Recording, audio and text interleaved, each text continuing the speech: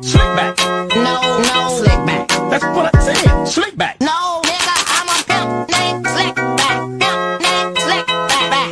Pimp named Slick back. Nigga, are you deaf? I'm a pimp named Slick.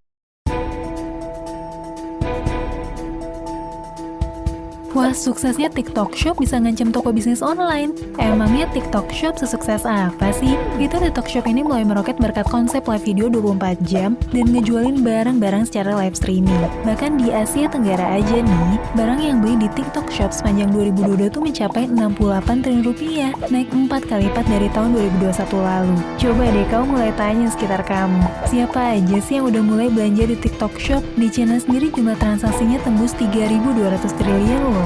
Fantastis banget ya. 3.200 triliun itu bahkan lebih besar dari APBN negara Indonesia. Terus banyak yang bilang di TikTok Shop tuh lebih murah. Emangnya bener ya? Nah, kali ini tim Momo langsung nyoba sendiri. Ternyata bener loh, beli di TikTok itu malah lebih murah dikit. Bahkan ada survei kalau 45% pembeli di medsos itu pakai TikTok, lebih tinggi dari belanja lewat WhatsApp, Facebook, atau bahkan Instagram. Nah, kamu sendiri lebih suka belanja di mana nih? Ceritain pengalaman kamu ya.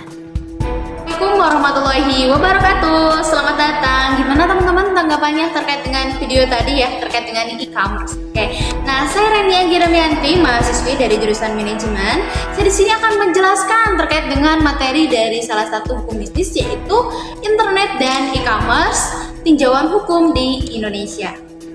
Nah, pertama gitu, mari kita kenali terlebih dahulu konsep dasar internet dan e-commerce. Nah, internet itu adalah sebuah media komunikasi yang bersifat global dan e-commerce adalah sebuah platform perdagangan yang bersifat elektronik. Nah, ini salah satu platform yang merubah tatanan bisnis di Indonesia khususnya. Nah, yang kedua adalah regulasi bisnis di Indonesia. Nah, langkah berikutnya kita juga harus memahami bagaimana regulasi hukum yang mengatur terkait dengan bisnis dan internet. Nah, khususnya e-commerce di Indonesia. Nah, undang-undang informasi yang terkait ini adalah Undang-Undang Transaksi Elektronik atau ITE yang menjadi pilar utama dalam melindungi keamanan dan privasi konsumen. Nah, yang ketiga adalah perlindungan konsumen. Salah satu banyak kasus yang terjadi dalam kegiatan sehari-hari terkait dengan internet adalah perlindungan konsumen. Nah, bagaimana perlindungan konsumen ini dapat menjamin dalam ranah e-commerce dan konsumen untuk memberikan dasar hukum terkait hak-hak konsumen. Nah, yang keempat adalah perlindungan data pribadi ya. Teman-teman pasti sering melihat dan mendengar berita terkait dengan banyaknya kebocoran data yang bahkan terjadi di lingkungan pemerintahan gitu. Nah, tinjauan ini juga harus mencakup bagaimana perlindungan hukum terkait dengan data pribadi konsumen. Yang kelima adalah transaksi online ya, banyaknya pinjol-pinjol dan lain sebagainya. Ini berkaitan dengan transaksi online. Bagaimana apa yang harus dilakukan dan diperhatikan kita sebagai pelaku bisnis untuk melakukan kegiatan transaksi online secara aman. Nah, selanjutnya adalah tantangan dan tren ya. Kalau kita bicara terkait dengan internet dan bisnis, pasti bicara soal tantangan dan tren. Nah, tak lupa kita harus bahas juga nih tantangan dan tren apa yang biasanya terjadi. Nah, dengan hal semuanya tersebut, nah di era digital ini pelaku bisnis itu diharapkan mampu ya mematuhi regulasi yang ada dan menjaga etika dalam berbisnis secara online. Yang kedua, kita akan membahas terkait dengan tinjauan hukum yang ada terkait dengan internet dan e-commerce. Nah, Indonesia itu ada dua undang-undang yang utama mengatur internet dan e-commerce. Yang pertama, Undang-Undang Nomor 11 Tahun 2008 tentang Informasi dan Transaksi Online Elektronik yang bisa disebut UU ITE, dan Undang-Undang Nomor 8 Tahun 1999 tentang Perlindungan Konsumen.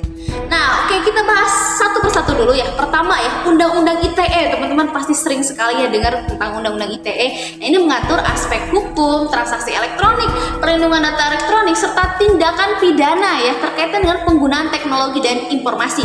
Nah, ini juga biasanya melindungi keamanan privasi online gitu. Nah, ini banyak menuai kritik ya teman-teman, karena Undang-Undang ITE ini banyak disalahgunakan atau disalahartikan untuk mempidana orang lain terkait dengan komunikasi di jejaring media sosial.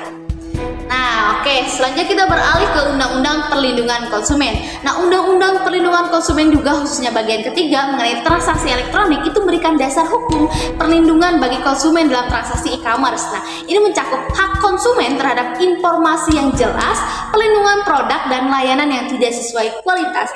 Artinya teman-teman bisa melakukan berbagai protes ketika teman-teman mendapatkan produk yang tidak sesuai atau informasinya kurang jelas. Nah, kedua undang-undang ini itu bekerja sama membentuk kerangka kerja hukum yang baik untuk mengelola aktivitas internet dan e-commerce di Indonesia dengan tujuan memberikan perlindungan hukum bagi para konsumen. Ya, kita akan mengupas tuntas salah satu contoh mungkin ya terkait dengan internet e-commerce ya, tinjauan hukum ekonomi syariah di Indonesia. Baru-baru ini ya contoh ada yang seorang perempuan yang namanya Aminah Rahman ya. Beliau adalah seorang pengusaha muda yang menjalankan toko online pakaian muslimah ya, dan mereka menemui permasalahan dalam aktivitas e-commerce-nya. Nah, suatu hari gitu ya, Faisal Abdullah adalah pelanggan setia atau pelanggan loyal dari Aminah itu sendiri, mengalami ketidakpuasan gitu ya terkait dengan barang yang diterimanya karena tidak sesuai dengan deskripsi yang tertera di situs. Nah, Aminah pun mencoba menyelesaikan masalah itu ya dengan hal-hal yang baik bersama dengan Ustadz Idris Al-Hakim, seorang cendekiawan Islam yang aktif dalam media sosial gitu. Nah, pendapat Ustadz Idris mencuatkan perdebatan di dunia maya. Beberapa yang mendukung pandangan, sementara lain merasa bahwa tersebut terlalu berlebihan. Nah, Aminah merasa terdorong untuk meningkatkan transparansi secara online dengan ajaran Islam. Nah, kemudian memperbaiki nih deskripsi produk di situsnya dan memberikan penjelasan yang lebih rinci terkait dengan kualitas atau ukuran produk yang dijualnya. Nah, peristiwa ini memberikan pelajaran bagi kita semua gitu ya. Dalam dunia e-commerce itu banyak permasalahan-permasalahan yang terjadi. Nah, banyak adanya seperti konsumen yang tidak puas dengan kita, protes, memberikan layan bintang 1 dan lain sebagainya. Nah, kita nih sebagai penjual itu harus memberikan transparansi, kejujuran yang lebih diutamakan gitu, agar tidak adanya kekecewaan dari pelanggan setia kita gitu. Jadi kita harus jujur, bertanggung jawab sebagaimana ajaran Islam yang mengarahkan kebaikan dalam setiap aspek kehidupan. Oke, sekian mungkin ya terkait dengan video e-commerce dan internet dari saya. Mudah-mudahan bermanfaat. Terima kasih. Wassalamualaikum warahmatullahi wabarakatuh.